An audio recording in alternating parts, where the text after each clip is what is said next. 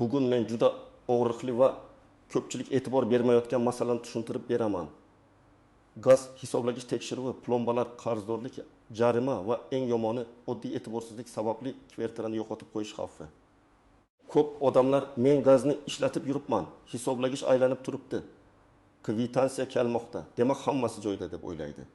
Lekin amalda bitta eski qarz, bitta noto'g'ri rasmiylashtirilgan dalolatnoma, bitta yo'qolgan plomba yoki bitta imzosiz hujjat keyinchalik katta muammoga aylanadi.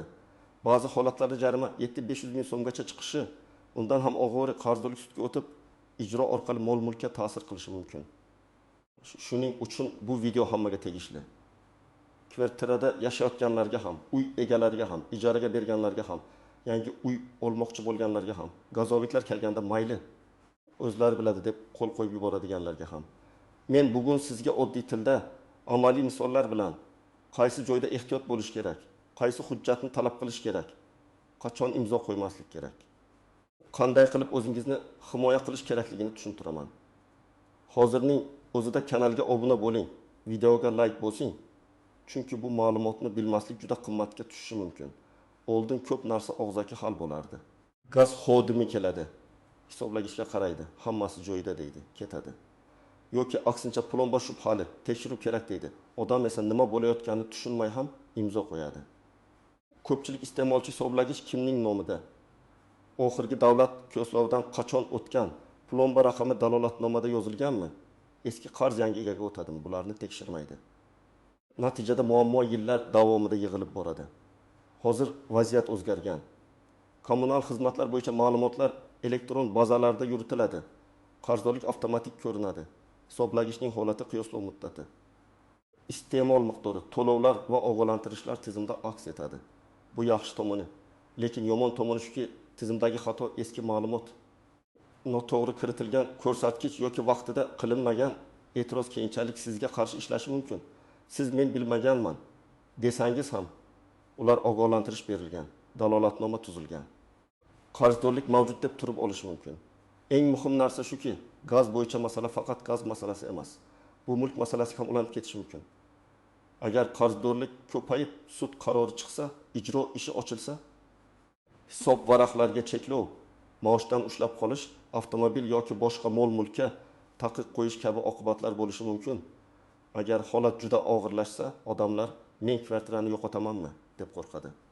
Men vahima qilish kerak demayman, lekin beparvo bo'lish ham mumkin emas. Har bir hujjatni tushunib, har bir imzoni o'ylab qo'yish kerak.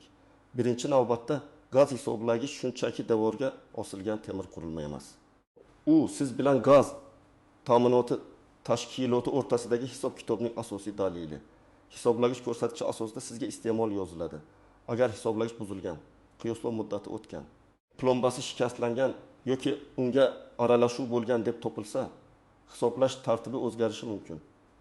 Ba'zan gaz sarfi hisoblagich bo'yicha emas, me'yor yoki qayta hisob-kitob bo'yicha chiqariladi. Ana shu joyda millionlab so'mlik farq paydo bo'ladi. Masalan, bir oilani olaylik. Ular oyga odatda 2 ming yoki 120 ming so'm gaz to'laydi. Qish oylarida bu 220 ming so'mgacha chiqadi. Odamlar hammasi normal deb yuradi. Bir kuni gaz xodimlari kelib, hisoblagich plombasi shubhali ekanini aytadi edi. Dalolatnoma tuziladi. Uy egasi shoshilib imzo qo'yadi. Keyin unga qayta hisob-kitob qilinib, bir necha oy yoki ma'lum davr uchun qo'shimcha summa chiqariladi. Oila biz gazni o'g'irlamaganmiz deydi. Lekin dalolatnomada plomba buzilgan degan yozuv turgani uchun isbotlash qiyinlashadi. Ikkinchi misol. Kishi kvartira sotib oladi. Notariusdan o'tadi, pulini beradi, kalitni oladi. Lekin gaz bo'yicha qarzdorlikni alohida tekshirmaydi. Oldingi egasi hammasi toza deydi. Oradan 2 oy o'tib, yangi egaga qarzdorlik haqida xabar keladi. Bu mening qarzim emas, men endi oldim deydi. Bu gap mantiqan to'g'ri bo'lishi mumkin, lekin hujjatlarda mulk bo'yicha kommunal holat qanday rasmiylashtirilgani juda muhim. Agar oldi-sotdi paytida gaz bo'yicha qarzdorlik yo'qligi haqida ma'lumotnoma olinmagan bo'lsa, hisob raqam kim nomida bo'lgani aniqlanmagan bo'lsa, keyin vaqt va asab ketadi. Ba'zan qarzni oldingi egadan undirish kerak bo'ladi. Lekin uni topish, sudlashish, isbotlash alohida muammo. Uchinchi misol, uy ijaraga berilgan. Ijarachi gazdan foydalanadi, lekin to'lovlarni vaqtida qilmaydi. Uy egasi esa men u yerda yashamayman. Demak, menga aloqasi yo'q deb o'ylaydi. Aslida gaz ta'minoti shartnomasi, hisob raqam, mulk egasi yoki abonent ma'lumotlari kimga bog'langan bo'lsa, talab ham o'sha tomonga kelishi mumkin. Ijorachi ketib qoladi. Qarz esa uy egasining boshiga tushadi. Shuning uchun men har doim aytaman, ijaraga berayotgan bo'lsangiz, kommunal to'lovlar bo'yicha nazoratni qo'ldan bermang. Har oy skrinshot, kvitansiya, hisoblagich rasmi, to'lov tasdig'i bo'lishi kerak. Eng avvalo hisoblagichi eski bo'lganlar xavotir olish kerak. Agar siz hisoblagich qachon o'rnatilganini, qachon qiyoslovdan o'tganini, keyingi qiyoslov muddati qachonligini bilmasangiz, bu xavf belgisi. Chunki qiyoslov muddati o'tgan hisoblagich bo'yicha kelishmovchilik chiqsa, gaz tashkiloti hisoblagich ishonchliligi tasdiqlanmagan deb masalani ko'tarishi mumkin. Siz esa men buni bilmaganman deb o'zingizni himoya qila olmaysiz. Bilmaganlik mas'uliyatdan ozod qilmaydi. Ikkinchi toifa, kvartira yoki uy sotib olayotganlar. Men bunday odamlarga alohida oqlantiraman. Faqat kadastr, notarius, bank va soliqni tekshirish yetarli emas. Gaz, elektr, suv, issiqlik, chiqindi bo'yicha ham qarzdorlikni tekshiring. Ayniqsa gaz bo'yicha hisoblagich joyida bormi, plomba bormi? Plomba raqami hujjatdagi raqam bilan mosmi? Oxirgi ko'rsatkich qancha? Abonent kim nomida? Shartnoma bormi? Bularning hammasi ko'rilishi kerak. Agar sotuvchi shoshirsa, keyin qilamiz desa. Men bunday bitimga ehtiyotkor qarashni maslahat beraman. 3-toifa, uyini ijaraga berganlar. Agar ijarachi gaz plitasini ko'p ishlatsa, isitish tizimiga aralashsa, hisoblagich joylashgan joyga kira olsa, plombaga tegishi ehtimoli bo'lsa, bu xavf ijarachi bugun bor, ertaga yo'q, lekin davlatnoma va qarzdorlik uyda qoladi. Shuning uchun ijara shartnomasiga kommunal to'lovlar kim tomonidan va qanday muddatda to'lanishini yozish kerak. Faqat ijarachi to'laydi deb qo'yish yetmaydi. Har oyning falon sanasigacha to'lov kvitansiyasini uy egasiga yuboradi. Hisoblagich ko'rsatkichini rasmga olib yuboradi deb aniq yozish kerak. 4-toifa xususiy uy egalari. Chunki xususiy uylarda gaz tarmoqlari, isitish qozonlari, qo'shimcha qurilmalar, eski quvurlar, hovlidagi tarmoqlar ko'proq bo'ladi. Ba'zan odamlar usta chaqirib, quvurni ozgina surdirib qo'ydim deydi. Lekin gaz tarmog'i bilan mustaqil o'ynash juda xavfli. Bu nafaqat jarima, balki hayot uchun ham xavf. Gaz sizib chiqishi, portlash, yong'in, zaharlanish kabi holatlar bo'lishi mumkin. Shuning uchun ruxsatsiz ulanish, ruxsatsiz o'zgartirish, hisoblagichdan oldin yoki keyin noqonuniy tarmoq tortish qat'iyan noto'g'ri. Agar sizning hisoblagichingiz joyida bo'lsa, plombasi butun bo'lsa, qiyoslov muddati o'tmagan bo'lsa, qarzdorlik yo'q bo'lsa, to'lov kvitansiyalaringiz saqlangan bo'lsa, gaz xodimlari kelganda dalolatnomalarni o'qib imzo qo'ysangiz, katta xavotirga asos yo'q. Bunday holatda gaz tashkiloti bilan munosabat oddiy tartibda davom etadi. Lekin baribir hujjatlarni saqlash kerak. Chunki bugun hammasi joyida bo'lishi, ertaga tizimda xato chiqmasligiga kafolat emas. Masalan, siz har oy to'lov qilyapsiz, lekin to'lov boshqa hisob raqamga tushib ketgan bo'lishi mumkin. Yoki eski abonent raqami bilan yangi abonent raqami aralashgan bo'lishi mumkin. Yoki ko'rsatkich noto'g'ri kiritilgan bo'lishi mumkin. Hisoblagichda indiki 500 ko'rsatkichi turibdi, tizimga indiki 200 kiritilgan. Farq 2700 kub bo'lsa, bu juda katta summa. Agar sizda rasm, kvitansiya, murojaat bo'ldi, masalani tezroq hal qilasiz. Agar hech narsa bo'lmasa, ishoninglar, bunday emas edi degan gap yetarli bo'lmaydi. Jarima yoki qayta hisob kitob odatda bir nechta sabab bilan paydo bo'ladi. Birinchisi, gazdan noqonuniy foydalanish gumoni. Bu hisoblagichni chetlab o'tish, plombani buzish, ruxsatsiz ulanish, gaz uskunasini o'zboshimchalik bilan o'zgartirish kabi holatlar bo'lishi mumkin. Ikkinchisi, hisoblagich yoki plomba bilan bog'liq muammo. Uchinchisi, iste'molchi gaz tashkiloti vakillarini tekshiruvga kiritmasligi, ogohlantirishlarga javob bermasligi yoki hujjatlarni rasmiylashtirishdan bosh tortishi mumkin. To'rtinchisi, uzoq muddatli qarzdorlik va shartnoma shartlarini buzish. 7.500.000 so'm degan raqam odamni cho'chitadi. Men bu yerda shuni aniq aytaman. Har bir holatda summa bir xil bo'lmaydi. U vaziyatga, buzilish turiga, davriga, iste'mol hajmiga, amaldagi qoidalarga va dalillarga bog'liq bo'ladi. Lekin odamlar uchun muhim xulosa bitta.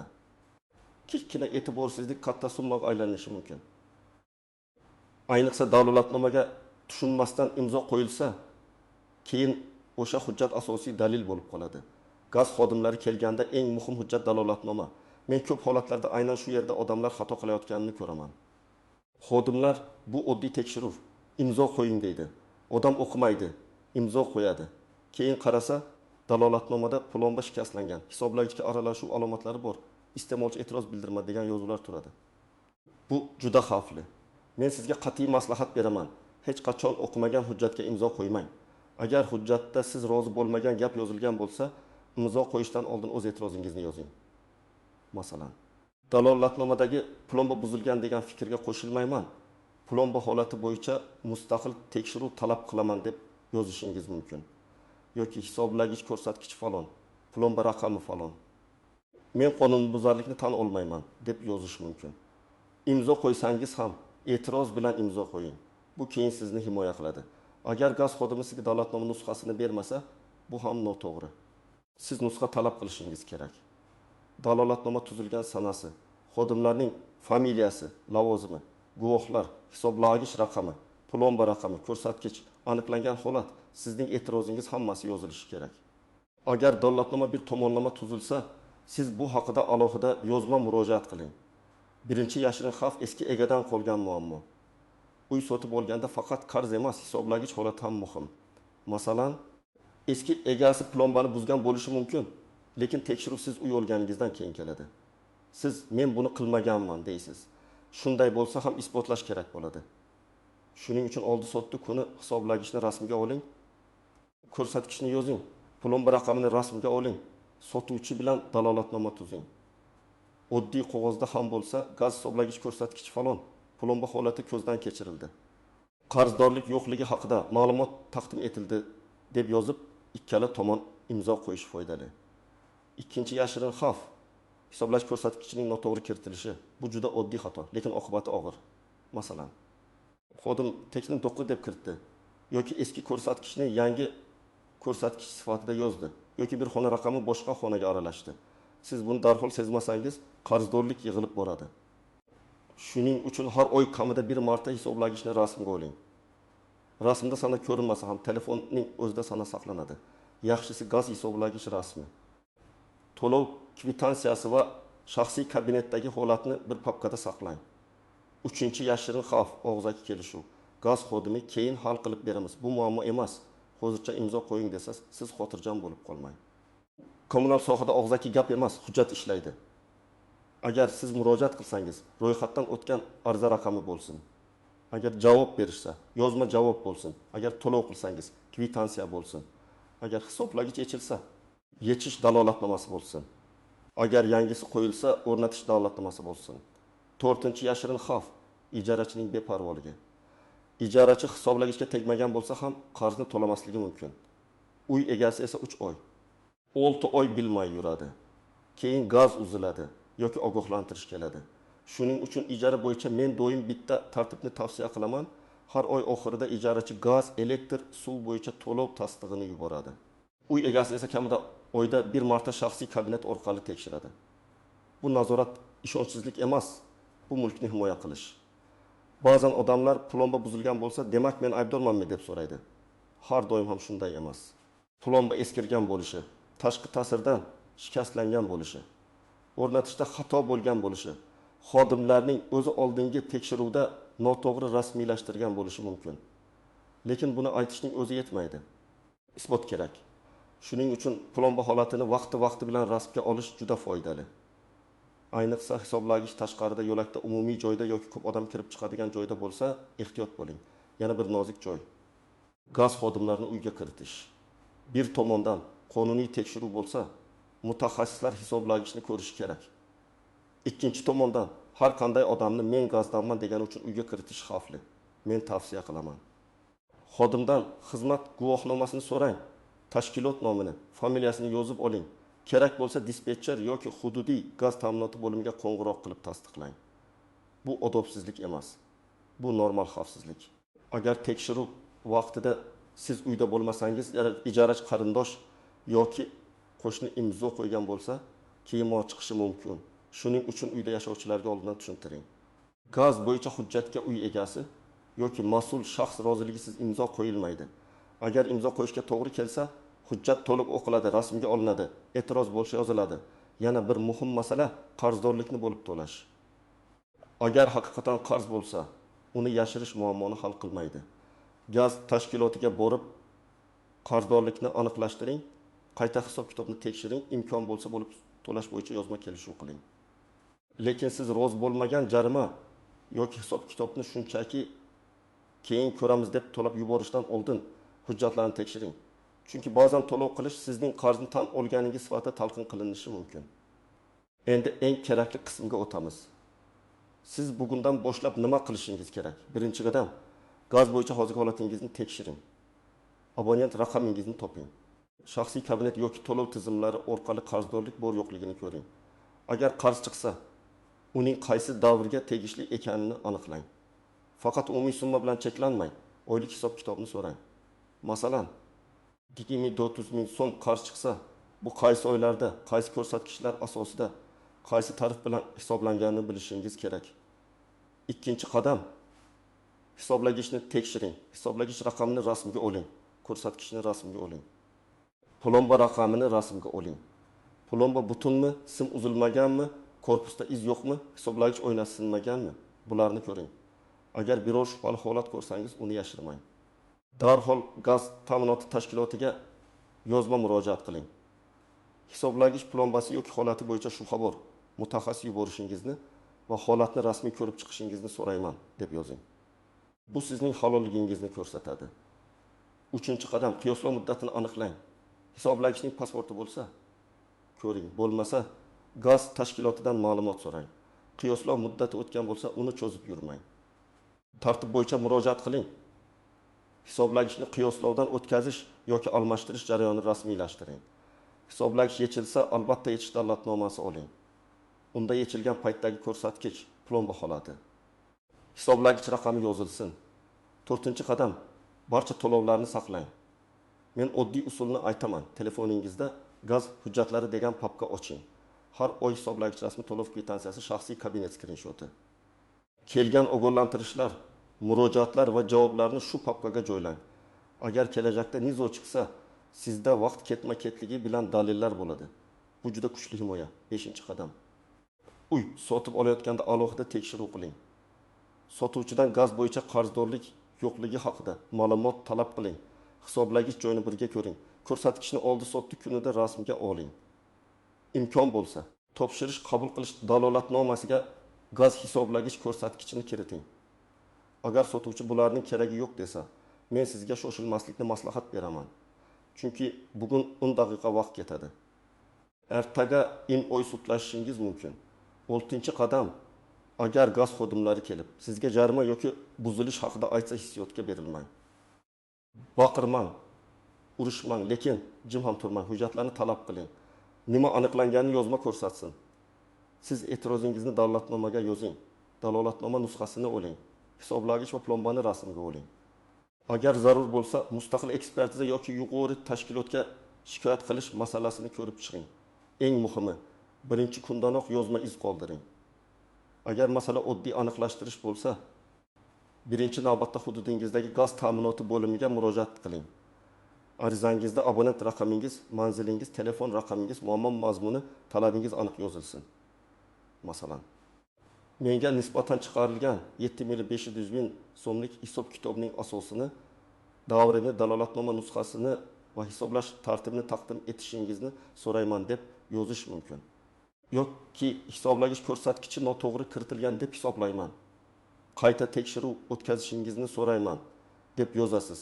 Agar hududiy bo'lim javob bermasa yoki javob sizni qoniqtirmasa, yuqori tashkilotga, iste'molchilar huquqlarini himoya qiluvchi organlarga, zarur bo'lsa sudga murojaat qilish mumkin. Lekin har bir bosqichda hujjat bo'lishi kerak. Telefon orqali aytilgan gapni keyin isbotlash qiyin. Shuning uchun arizani ro'yxatdan o'tkazing. Elektron murojaat yuborsangiz, murojaat raqamini saqlang. Pochta orqali yuborsangiz, yuborilganini tasdiqlovchi kvitansiyani saqlang. Arizada hissiy gaplar ham, faktlar ko'p bo'lsin. Meni aldashdi, hammasi nohaqlik deb yozish o'rniga faloni sanada tekshiruv o'tkazilgan, dalolatnoma nusxasi berilmagan, hisoblagich ko'rsatkichi falon bo'lgan, tizimda falon ko'rsatkich kiritilgan. Qayta hisob-kitobni asoslantirishni so'rayman deb yozish samaraliroq. davlat idoralari va tashkilotlar fakt bilan ishlaydi. Siz fakt bersangiz, pozitsiyangiz kuchli bo'ladi. Kvartirani yo'qotmaslik deganda, men bir narsani aniq tushuntiraman. Bitta gaz jarimasi chiqdi degani ertaga darhol uyingiz olib qo'yiladi degani emas. Lekin qarzga beparvo qarash, sud xatlariga javob bermaslik, ijro hujjatlarini e'tiborsiz qoldirish. O'zi yo'qolib ketadi deb o'ylash juda xavfli. Har qanday qarzdorlik bosqichma-bosqich kuchayadi. Avval ogohlantirish, keyin talab, keyin sud, keyin ijro, keyin cheklovlar. Siz qanchalik erta harakat qilsangiz, mulkingizni himoya qilish shunchalik oson bo'ladi. Agar sizga suddan xat kelsa, uni ochmay tashlab qo'ymang. Sud majlisiga boring yoki yozma e'tiroz yuboring. Hisob kitob noto'g'ri bo'lsa, dalillarni taqdim eting. Agar qarz haqiqatan mavjud bo'lsa, bo'lib to'lash, muddat so'rash, kelishuv qilish imkoniyatlarini ko'rib chiqing. Ijro ishi ochilgan bo'lsa, ijrochi bilan aloqaga chiqing. Qarorni tushuning, to'lov rejasini muhokama qiling. Beparvolik eng yomon strategiya.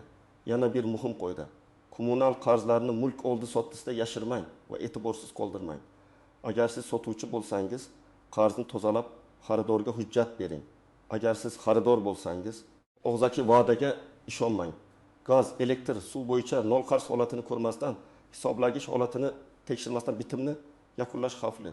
Bugun men sizga gaz hisoblagich tekshiruvi, jarima, dalolatnoma, qarzdorlik va mulk xavfi bir-biriga qanday bog'lanishini tushuntirdim. Eng asosiy fikr shuki, gaz masalasida beparvolik qimmatga tushadi. Hisoblagichni tekshiring, plombani rasmga oling, qiyoslov muddatini biling. To'lovlarni saqlang, dalolatnomani o'qimasdan imzo qo'ymang. E'tirozingizni yozma qoldiring. Uy sotib olayotganda va ijaraga berayotganda gaz bo'yicha alohida nazorat qiling. Men ekspert sifatida sizga shuni aytaman. O'z huquqingizni bilsangiz, hujjatlaringiz tartibli bo'lsa, ko'pchilik muammolarni katta yo'qotishlarsiz hal qilish mumkin. Lekin keyin ko'ramiz, o'zi hal bo'ladi. Gazoviklar biladi degan yondashuv sizni jarima, sud, ijro va ortiqcha xarajatlarga olib kelishi mumkin. Sizda gaz bo'yicha shunday holat bo'lganmi? Hisoblagich, plomba, qarzdorlik yoki jarima bilan bog'liq muammoga duch kelganmisiz? Fikringizni kommentariyada yozing. Boshqalar ham tajribangizdan foydalansin. Videoga like bosing, kanalga obuna bo'ling va yaqinlaringizga ham yuboring. Chunki bu ma'lumot har bir xonadon uchun juda muhim.